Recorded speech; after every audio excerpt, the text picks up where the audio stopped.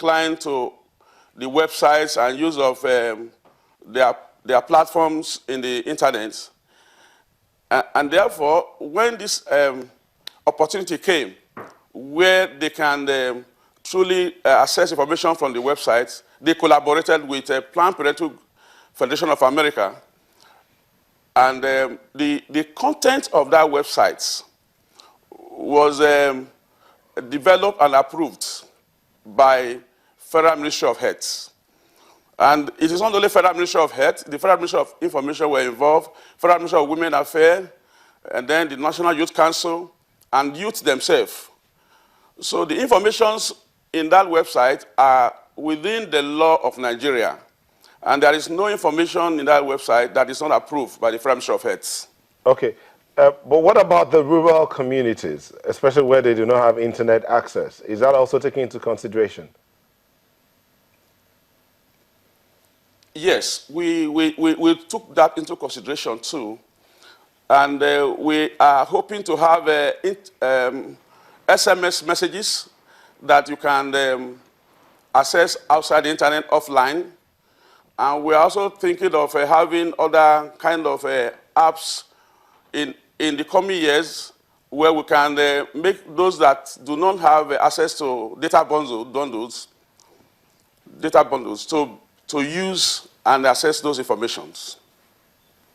All right, thank you very much, Mr. Okosun. But one last question before you go. That website, is it generally accessible to everyone?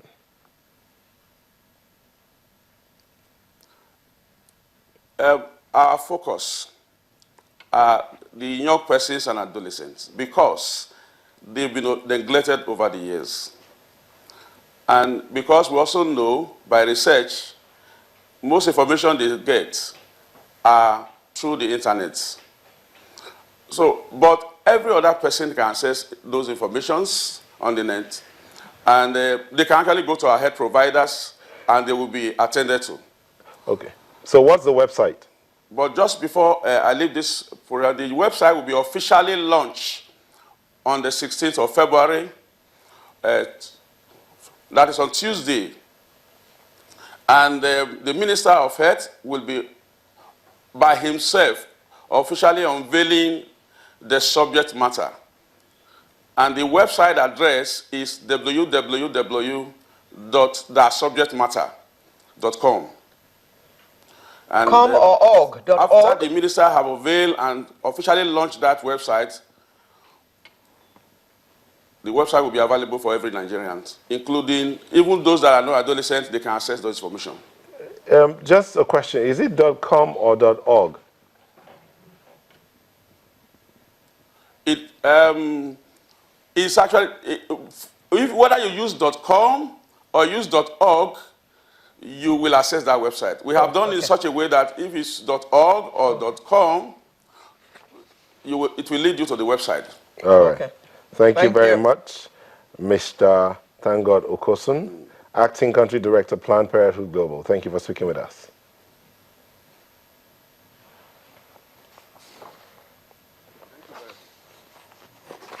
A viable project, you might say?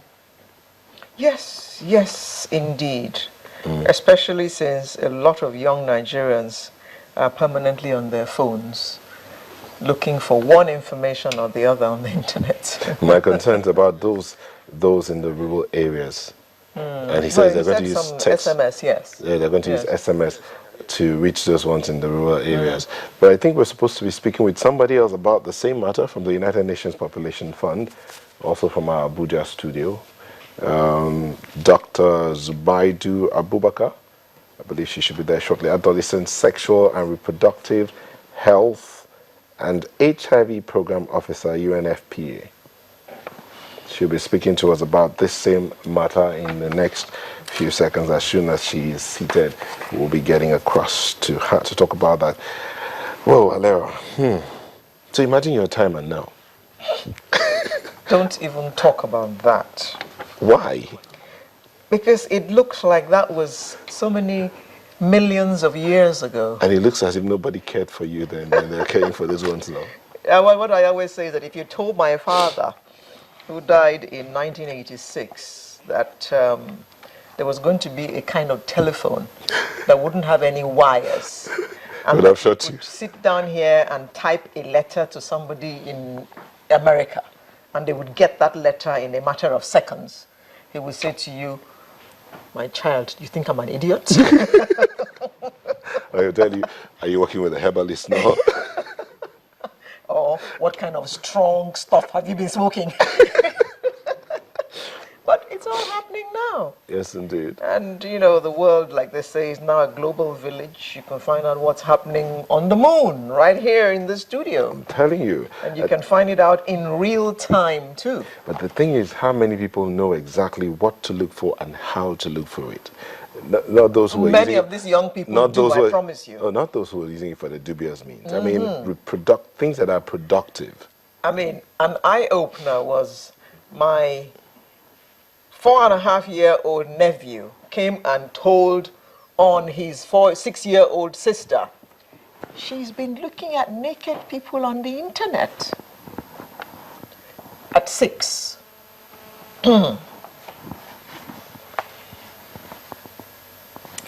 At 3, they learn to use computers, so they know exactly what to punch to do what. So at 6, they know where to go to look for what they want to look for. Aha. Is Dr. Zubaidu ready for us? I believe she should be ready for us in the Abuja studio. Dr. Abubakar? Oh, she's not yet there. Oh, well, but I'm hoping that we should get to speak with her before we round off the show today. She's of the United Nations Population Fund. But while we're waiting for her, take a moment. We'll take a short break and we'll be right back. Okay, welcome back. Dr. Zubaidu Abubakar, Adolescent Sexual and Reproductive Health and HIV Program Officer of the United Nations Population Fund, is ready for us now. Dr. Abubakar, thank you for joining us. Thank you very much for having me on the show. Okay, let's just hit the nail on the head. Okay, UNFPA is known to support laudable initiatives, but what's unique about this, the subject matter and the Global Mobile Project? Okay. UNFPA, as you said, does support a lot of very innovative activities, and this is one such activity that actually has a focus on one of our most important beneficiary group, which is young people, adolescents and young people. Why UNFPA is supporting and collaborated with PPFA on this global mobile project was because it has a combination of both giving young people correct information on a wide range of adolescent and sexual and reproductive health issues, but it also then connects them with facilities where they can actually access services. Okay. So, for example, if a young person identifies with an STI, sexually transmitted infection, or any other issue that they find on the site, they can actually go and look for a location where they can actually get care to treat those issues. Okay. This program highlights... Also, these are what we call youth-friendly services, which means the providers there, the healthcare workers, have been sensitized to be caring, to be sensitive to the needs of young people, and to address them. Now, Doctor, the pilot is running in 12 states at the moment.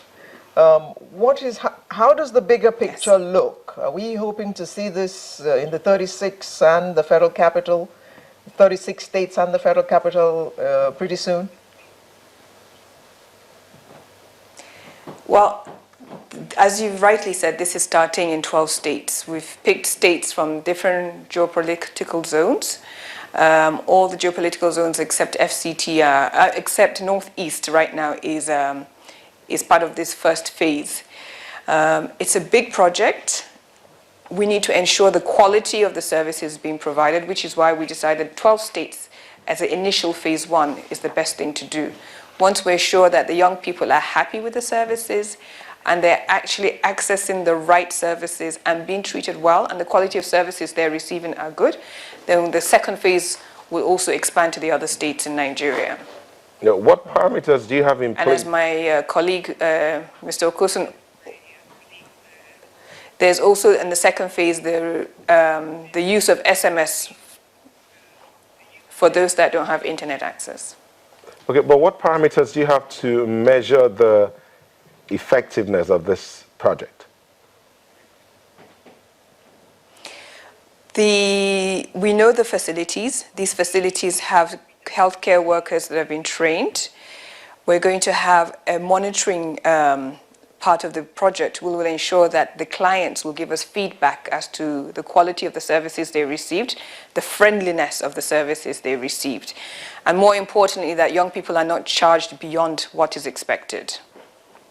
So those parameters have already been put into the project. Okay, as laudable as this project is for the young people, would their parents be carried along? Absolutely. You know, a lot of the times in Nigeria and in many other countries in the world, parents don't know how to talk to their young people about such issues, about sexual and reproductive health. So this also gives parents a platform to learn more about these issues. They can refer their young people there, or they can actually read up and use that as a basis of discussions with their young people. As much as young people are the beneficiaries, the parents, the adults, the gatekeepers were also carried along. Okay. All right. We want to thank you very much. Mr. Okosun talked about the Ministry of Health being a part of this entire project and the United Nations also being. What exactly is it going to cost, if I may ask, in terms of like funding? Would it be a project that will start up and at a certain point close down because of issues of funding? Or that will not come to play at all?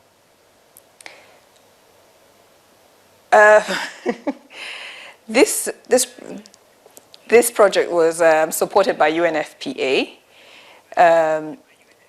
One of the things that UNFPA prides itself with, and with its partners such as PPFA, is that our projects are sustainable. So the web, we already have built in a maintenance component to it. But in terms of the facilities, the NGOs that are running it, we hope to hand over these facilities so that the cost will not always be on UNFPA and PPFA. And because of the commitment that the government has shown, the states will also have interests. We're hoping that NGOs in the states will take over the looking after of the facilities. All right, thank you very much, Dr. Zubaidu Abubakar, Adolescent and Sexual Reproductive Health and HIV Program Officer, UNFPA. Thank you for speaking with us. Someone else will be back for the home stretch. Please don't go away.